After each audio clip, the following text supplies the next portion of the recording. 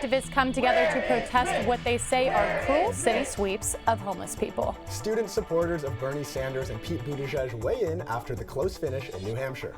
And we'll show you how USC film students have designed a new game about environmental action. Annenberg TV News is next.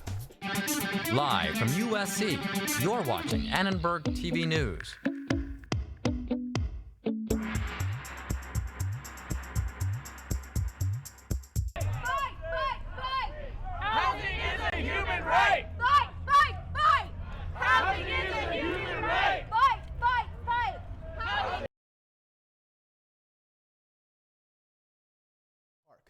Good evening, I'm Noah Camras. And I'm Lauren Labruna. Housing is a human right! Fight, fight, fight! Housing is a human right! Around 60 homeless people live in Echo Park Lake.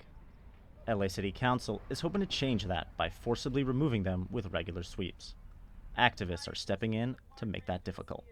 You can't prevent people en masse from sleeping in public when there's not a different place for them to go to, because you're essentially criminalizing existence, you're criminalizing poverty, you're criminalizing homelessness. An average of 3 homeless people die on LA streets every day. Those protesting the sweeps, conducted by park rangers and the LAPD, argue that the sweeps aren't just wasteful, they're ineffective. What we're fighting for is basic dignity. When you tell people that they have to constantly move from location to location, you cut any progress that people are making towards getting housing, towards stabilizing themselves. Tensions are also running high after LA City Councilman Joe Buscaino proposed that the park rangers who conduct these sweeps carry guns. It's not against the law.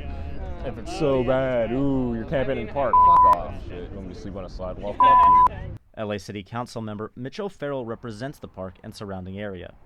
He said in a statement that all city parks must be kept clean and safe for people of all ages, and that those experiencing homelessness at Echo Park Lake will continue to be offered services while permanent housing is being constructed. And they don't clean anywhere else in the park. They just clean this place noticeably. And that's it. Then they're not to be seen for the rest of the day.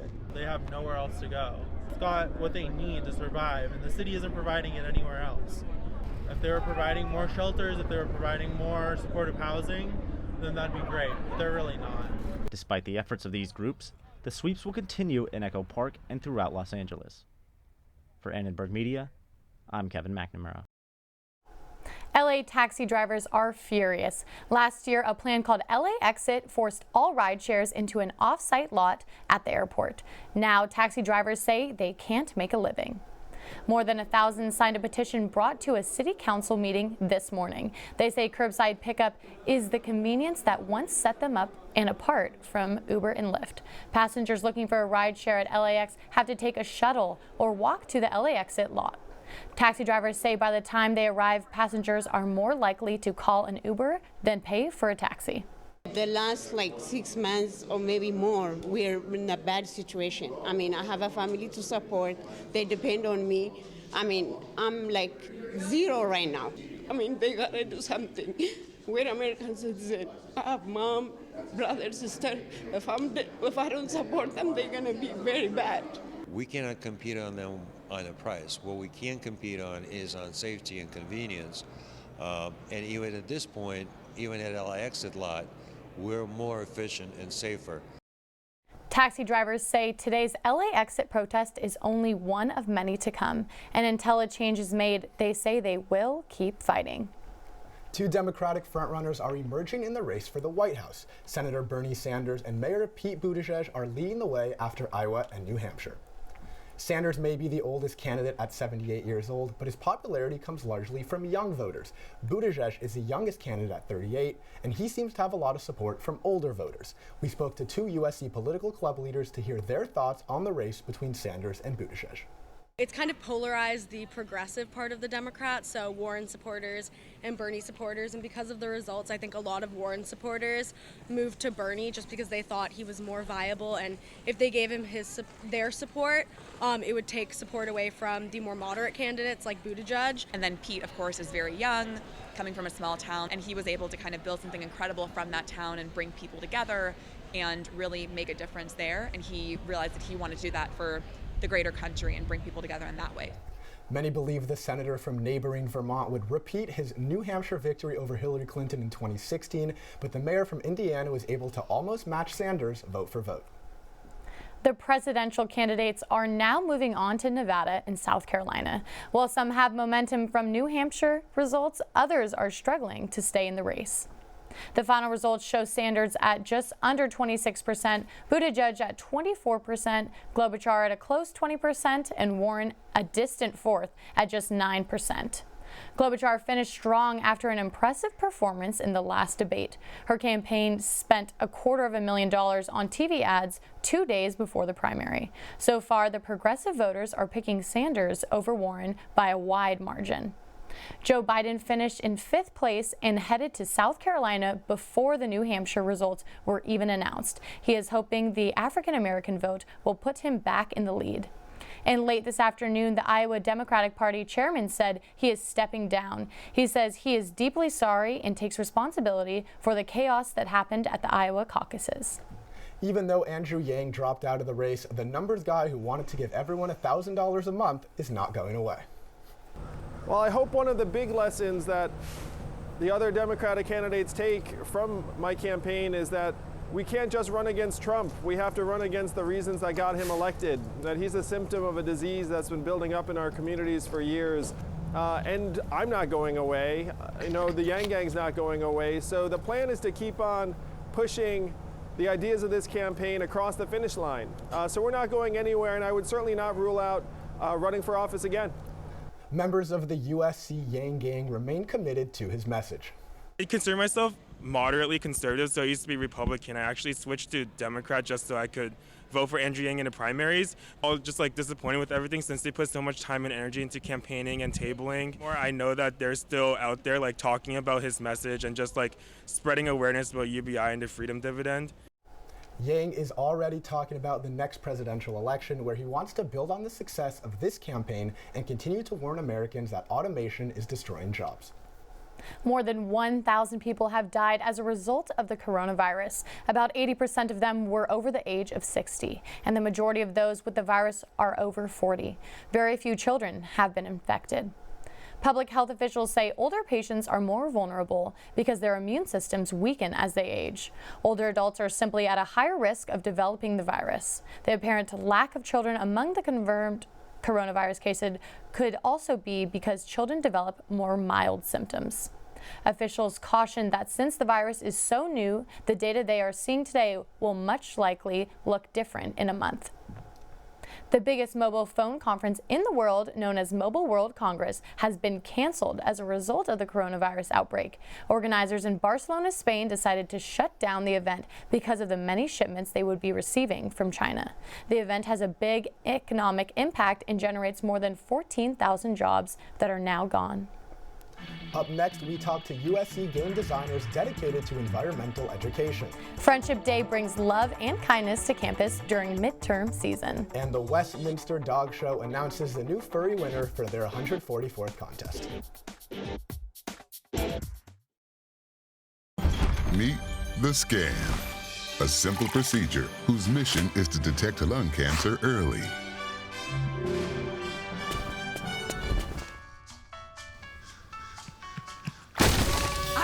Save you.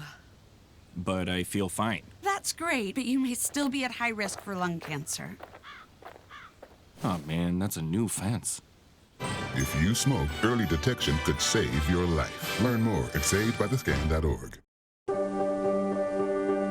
Being prepared is a part of who you are, but it's especially important in the case of a disaster. Be informed about possible emergencies in your area. Make a plan that covers where you go in an emergency. Build a kit with the things you need to survive. There's no one more capable of planning for your situation than you. Start your plan today. Go to ready.gov/myplan. When you adopt a shelter pet, you discover their unique mix of all kinds of traits. Where'd Wiley go? Where's Wiley? Ah, there she is. Paw? Do you remember being an ancient wolf? Do you ever feel the call of the wild? You're a renegade cop, and I'm a con woman with nothing to prove. But together, we could really solve this murder. They're a little bit of a lot of things. but all of them are pure love.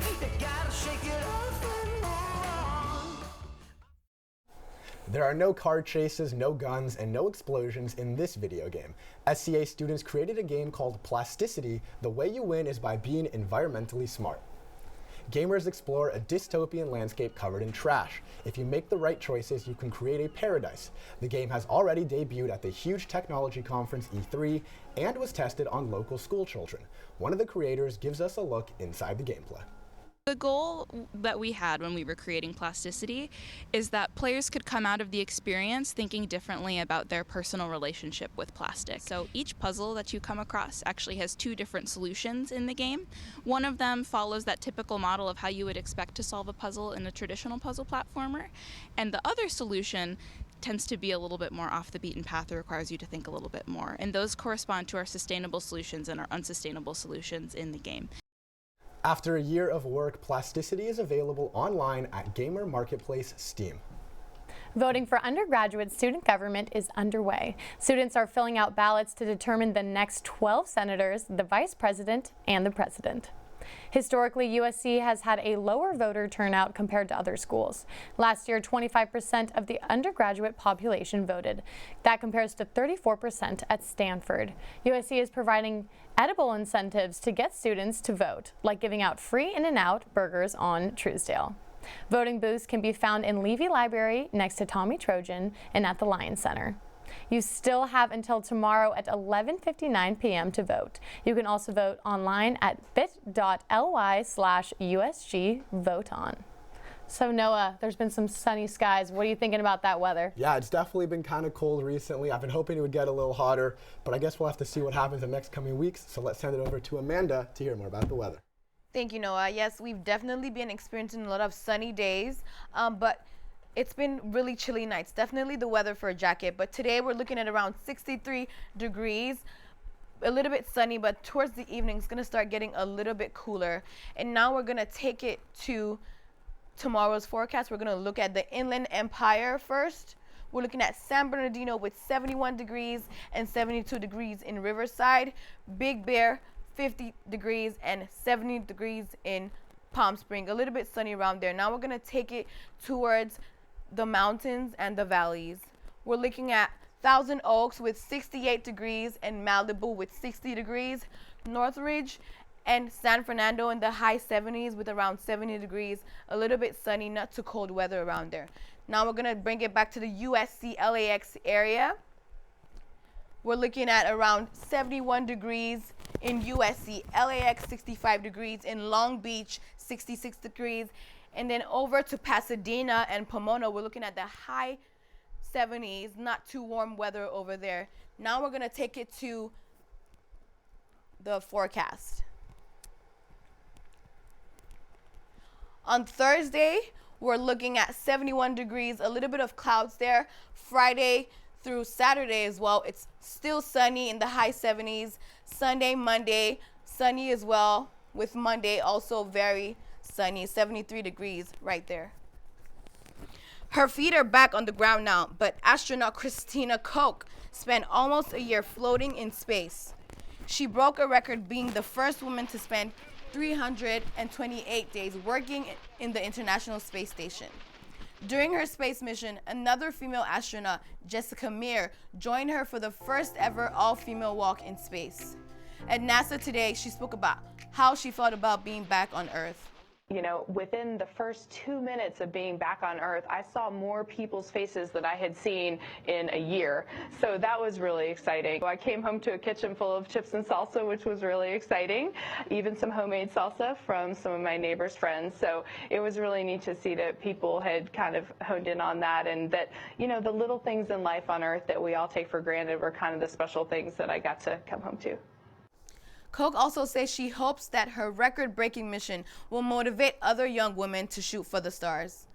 Yeah, guys, can you imagine what it feels like not being able to drink from a water cup for a whole year? That's crazy. No, it is. Such an incredible story, but what's so incredible to me is she comes back for being gone for almost a year, and then she can't stand up. Like, I know, like, that's the laws of science, but I feel like that's the first thing I'd want to do is just stand on normal ground. You know, the craziest thing for me to think about is imagine over 300 days, you're up in space, you're looking out the window, you're seeing nothing but space, and then you just come back, and like she said, she has not seen that many faces in almost a year. And I like how she said she appreciated the little things more, because I mean, when you're away from the world or from the earth for so long, like you really have to appreciate all these little things. And she said the chips and salsa, her neighbors, all the friends. I mean, she went a long time without being on earth, but she definitely had a warm welcome. And it was nice to see how happy she was to be back on earth.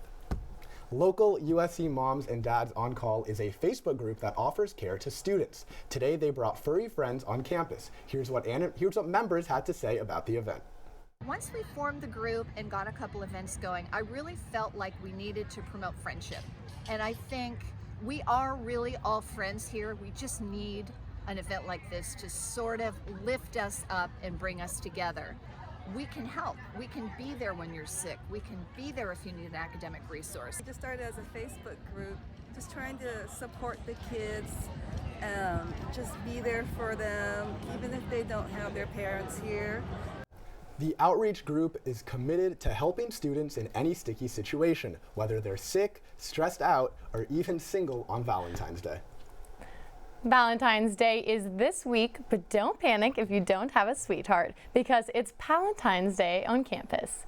USC's Student Assembly for Gender Empowerment, or SAGE, and the undergrad student government held a party for pals. The idea of Palentine's Day is the platonic form of Valentine's Day. SAGE is a club dedicated to providing equal representation for people across the gender spectrum. The club offered free candy and pastries in front of Doheny Library to celebrate all relationships.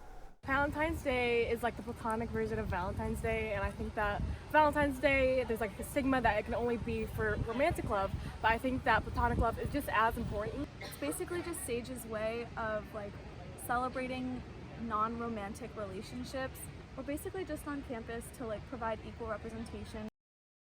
For the real Valentine's Day this Friday, USC will host a number of events for students with everything from cartoon screenings to a game night. Siba, the standard poodle, takes home the Best in Show award at the 144th Westminster Kennel Club Dog Show. It's the 5th time a standard poodle has won the title.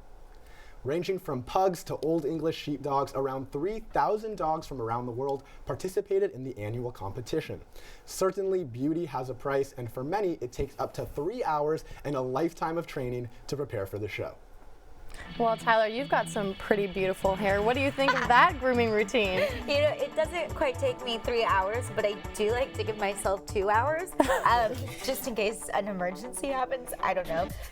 But people have high expectations for on-air hair. It takes a lot. Speaking of high expectations, basketball needs to find a way out of this losing streak as they prepare to face Washington tomorrow. Plus, baseball is back at USC, and the boys are looking to have a better season under new leadership.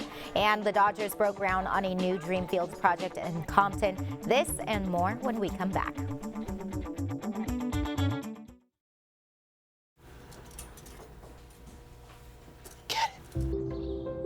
Get it. Get it. Get it.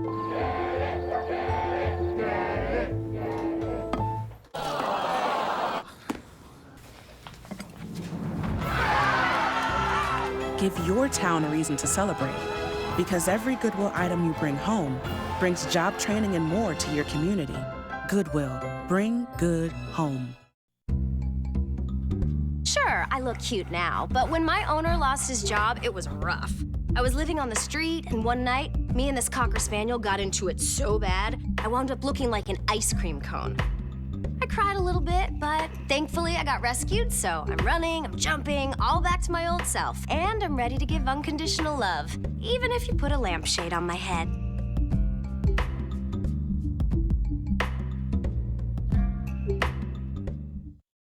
Honorary Forest Ranger Betty White here, lending a hand to my dear friend Smokey Bear, because for 75 years, he's only said, only you can prevent wildfires. But there's a lot more to say. Like, if you park your car on tall, dry grass, the hot exhaust pipe can start a wildfire. So keep the animals safe, especially the cute shirtless one.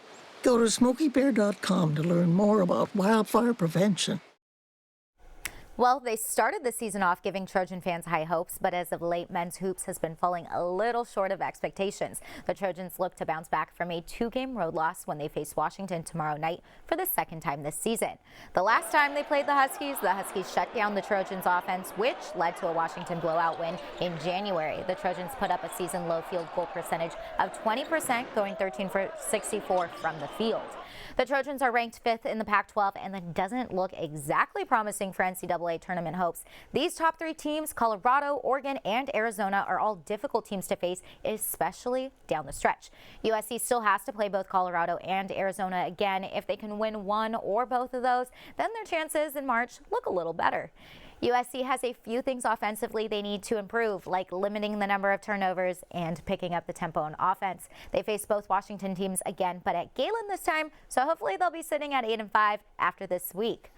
The boys are back on the diamond this weekend as USC baseball returns. The Trojan season opener will start Friday at 6 p.m. when they face Western Michigan in a 3-game series and under new head coach Jason Gill. Under former coach Dan Hubbs, the Trojans saw a few seasons of disappointment, falling short of high expectations. Gill comes from Loyola Marymount University and in his 11 years there, posted an impressive win percentage of .530. The Trojans are hoping for a better season as USC missed the playoffs and finished 6th in the Pac-12 with a 25-29-1 record last season. As for key players, keep an eye out for senior Brady Shockey. Shockey, a senior, was one of the Trojans' more reliable hitters, notching a solid .295 average with 14 RBIs. On the mound, sophomore right-handed pitcher Kyle Hurt has 1 year under his belt, and after being ranked number 9 in the Pac-12 in strikeouts last season with 81, it certainly couldn't hurt to have him back. Jordan, what's going on in the XFL this weekend? The LA Wildcats of the XFL continue their season Sunday in their home opener against the Dallas Renegades. They dropped their Week 1 game 37-13.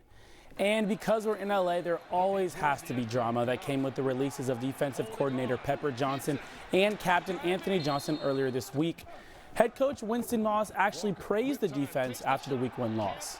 I commended the defense for battling the way they did and for basically keeping us in the game. And so, like I said, the defense pretty much just ran out of gas. I mean, Hopefully everyone in the organization can get on the same page soon. Starting quarterback Josh Johnson is expected to be active and should provide a boost for a Wildcat offense that failed to put up even 300 yards in the opener. Sunday's kickoff is at 12 p.m. at Dignity Health Sports Park. The LA Dodgers Foundation broke ground today on their largest Dream Fields project to date at Gonzalez Park in Compton. The fields will honor Jackie Robinson and hope to revive baseball and softball play in the Compton area. The foundation partnered with the City of Compton and Clayton Kershaw's charity, Kershaw's Challenge. Field 42 will be designed for boys and girls ages 5 to 8. Rachel Robinson Field will be for baseball players 9 to 12 and softball players 9 to 18. And Jackie Robinson Stadium will be designed for baseball players 13 and over. More than anything, it's about kids getting an opportunity. You know, if kids have an opportunity, you never know what's going to happen. And so for people not to have an opportunity just to play baseball, but to get to be a part of this park, get to be a part of what's going to happen here and the kids that are going to get to play here, it's just really cool. It's more than just giving money. You know, sometimes you need tangible things. Sometimes people want to actually just sit and have a conversation with you and be able, you know, to touch you and to talk to you. And that goes a lot further than a dollar, mostly. The event was emceed by actor and Compton native Anthony Anderson, who commended the Dodgers for doing more than just writing a check.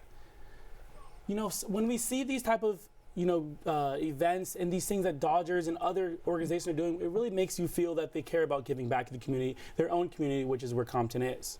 And what's really special about providing these fields for kids and pretty much everybody is that there's so much hidden talent that these kids might not have the opportunity that other kids elsewhere might have, and so it's opening doors, and it's a really unique opportunity. Growing up playing sports, these kids, they may not have the fields, they may not have the access, the equipment, but that's exactly what the Dodgers and Kershaw are doing. They're going to give them training zones, they're going to give them equipment, they're going to give them batting cages, everything they can do to try to make sure these kids are active, they're staying off the streets and staying in sports, because sports always take up time, gives these kids, something to do. And I just love how the Dodgers are really in the community in Compton during Black History Month. Yes. With the Jackie Robinson connection there too, 101 years anniversary of that. So I really commend them for doing what they're doing. Well, and you talk about the Jackie Robinson connection. The really special thing about Los Angeles is the majority is the minority, and this gives them something to really tie into, to connect to, and now they have a place where they can go and celebrate an African American athlete like Jackie Robinson, something to really hold on to, a place they can always go.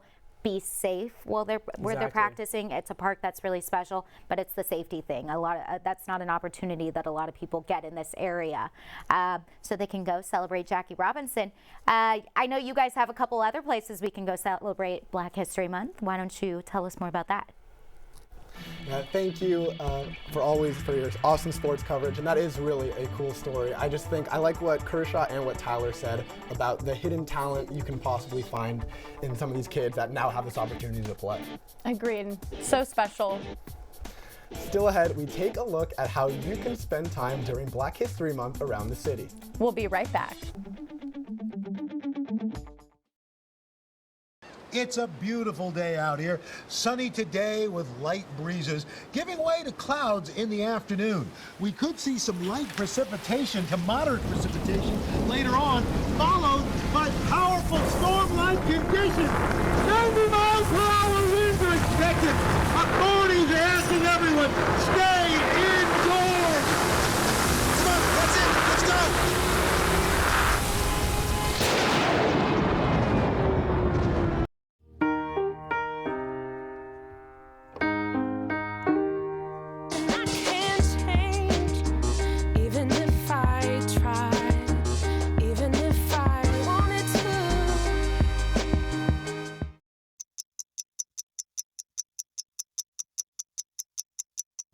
My parents weren't fluent in English, so in school, I had to be independent and take initiative. And that's how I handle every project I get. Valentine's. Oh, can I come in? A new map identifies some of the most significant places in the city where African Americans have had an impact. The LA City Controller's Office designed the map in honor of Black History Month. The map identifies 28 locations, including the Calvary Baptist Church of Pacoima, the theme building at LAX, where a black architect was on the design team, the Watts Tower Art Center, and the Gilbert Lindsay residence. He was the first African-American city council member. To explore more of these historic sites, go to lacontroller.org/AA-heritage. This week marks 30 years since revolutionist Nelson Mandela was released from prison. His devotion to free South Africa from apartheid made him a global icon. Mandela was awarded the 1993 Nobel Peace Prize for his work in peacefully ending South Africa's apartheid and laying the country's foundation of democracy. Just 4 years after being released from prison, Mandela became South Africa's first black president. He was the first South African president to be selected through a fully democratic election. I just want to go back for a second to a story we said earlier. For Valentine's Day, I don't have a Valentine this year, so I was wondering if you guys would all be my Valentine. I'm sorry, I'm taking it. Okay, I got two. That's important. I have you also for my Valentine. I would love All right, there we go. I got all my Valentines. Thanks for watching Annenberg TV News. From everyone at Annenberg Media, I'm Noah Camras. And I'm Labruna. For more coverage, download Annie, the Annenberg app, and watch us at uscannenbergmedia.com. Good night.